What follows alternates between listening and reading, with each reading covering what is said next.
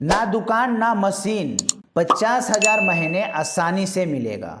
नमस्कार दोस्तों, मैं शशि विश्वकर्मा आपका दोस्त और इस वीडियो का होस्ट आप सभी का स्वागत करता हूं आपके अपने चैनल पे।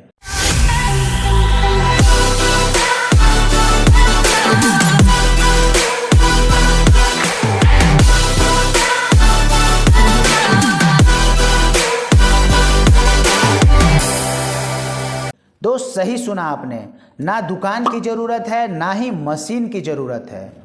सिर्फ ये बिजनेस आप स्टार्ट कर देते हो तो 50,000 महीने कमाने से आपको कोई भी रोक नहीं सकता है। तो चलिए वीडियो को शुरू करते हैं, स्टेप बाय स्टेप बातें करते हैं कि किस तरीके से आप ना तो दुकान और ना तो मशीन लगाए हुए आप 50,000 का अर्निंग कैसे कर पाओ। और हाँ, एक खास बात और, कोई खास डिग्री भी नहीं चाहिए इस बिजनेस में और कोई स्पेशल स्किल भी नहीं चाहिए। अगर आपके पास कोई स्किल नहीं है तो भी आप बहुत ही आराम से 50,000 महीना कमा पाओगे। कोई भी व्यक्ति अपने घर से शुरू कर सकता है। यदि आप में कुछ खास बात है तो आपकी कमाई और भी ज़्यादा हो सकती है।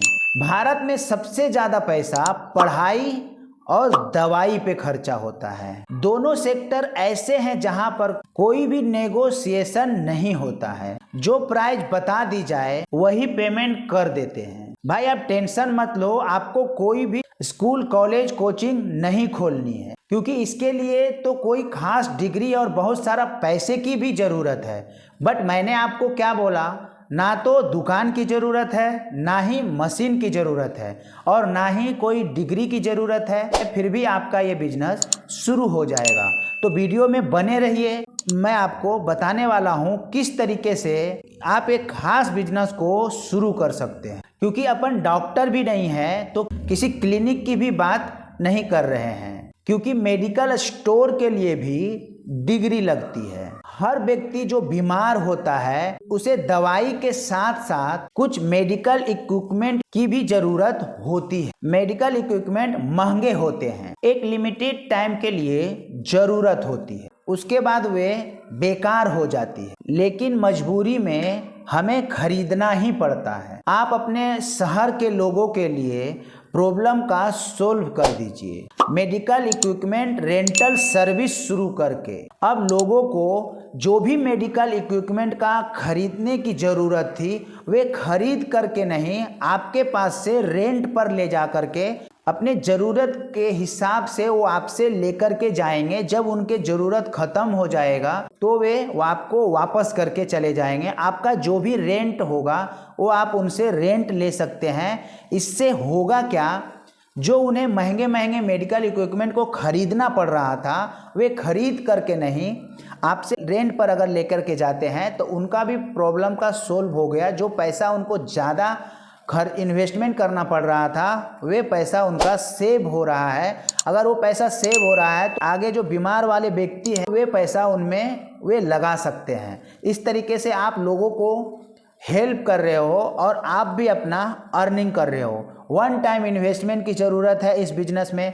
आप देखोगे, जब आप मेडिकल इक्विपमेंट को खरीदी करके लाके अपने शॉप में अगर रखते हो, फिर आप उसे रेंट पे देते हो, वापस वो दूसरे लोग रेंट पे लेके जाएंगे। इस तरीके से आप देखते हो आपको 2 से 4-5 महीने में आपका जो भी उस पे कॉस्ट लगा हुआ है वो वापस हो जा रहा है, बाद में वो फ्री हो जा रहा है। अब वो फ्री वाले चीज़ में आप जितना ज़्यादा या जितना कम रेंट रख करके लोगों का भला कर सकते हो। ये 2 तरह का बिजनेस है। आप समाज सेवा भी कर सकते हो और आप रेंट भी कमा सकते हो। आप देखो, अगर जो कोई गरीब इंसान है और उसे कोई मेडिकल इक्विपमेंट का ज़रूरत है, अगर आपसे बन पड़ रहा है कि आप उसे कम रेंट में आप उसे मुहैया करा पाएँ तो आप मुहैया करवाइए, उससे आपको भी दुआ मिलेगा और आपका बिजनेस को 4 चांद लगने से कोई भी रोक नहीं पाएगा।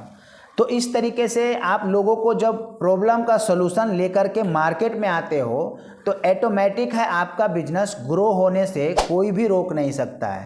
आप अपने मार्केट में सर्च करके देख लीजिए, अगर कोई भी बिजनेस प्रॉब्लम सोल्विंग बिजनेस है तो वो बिजनेस कभी भी बंद नहीं होता है और उस बिजनेस में कभी भी लॉस होने का चांसेस भी नहीं होता है, क्योंकि आप लोगों की ज़रूरत को पूरा कर रहे हैं। तो इस तरीके से इस बिजनेस को अगर आप शुरू करते हैं तो बहुत ही अच्छा अर्निंग कर सकते हैं। बट एक बात है, इस बिजनेस में आपको इन्वेस्टमेंट की ज़रूरत पड़ेगी, क्योंकि मेडिकल इक्विपमेंट जो होता है वो थोड़ी कॉस्टली आती है।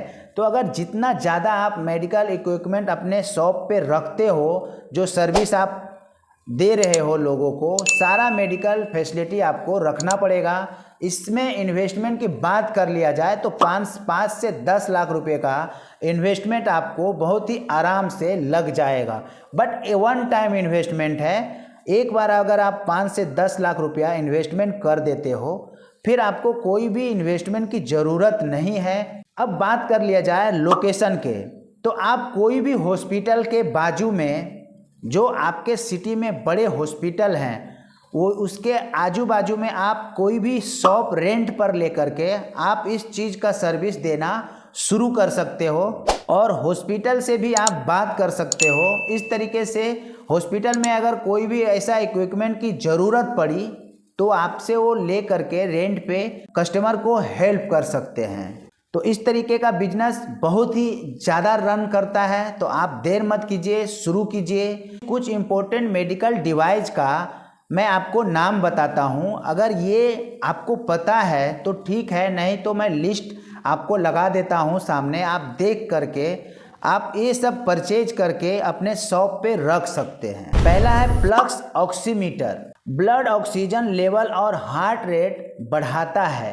दूसरा है थर्मोमीटर फॉर किड्स, बच्चों के कान में लगाया जाता है। तीसरा है digital blood pressure machine, blood pressure को नापने के लिए फुल्ली ऑटोमेटिक मशीन है। चौथा है नेबुलाइजर मशीन, इस मशीन का उपयोग नेबुलाइजेशन के लिए किया जाता है। पर्सनल बॉडी वेटिंग स्केल, वजन नापने की काम में आता है। अब आप बड़े आराम से अपना प्रोडक्ट बना सकते हैं और अपना शॉप पे रख सकते हैं और लोगों का भला कर सकते हैं। तो इस तरीके से अगर बिजनेस स्टार्ट करते हैं तो ऑटोमेटिक है, ये बिजनेस को ग्रो होने से कोई भी रोक नहीं सकता है। आज के वीडियो में बस इतना ही। अगर वीडियो अच्छा लगा हो तो एक लाइक कर दीजिएगा और चैनल पे नए हैं तो चैनल को सब्सक्राइब कर लीजिएगा। तो मिलते हैं किसी नेक्स्ट वीडियो में, तब तक के लिए आप सभी को हाथ जोड़ के प्रेम पूर्वक धन्यवाद।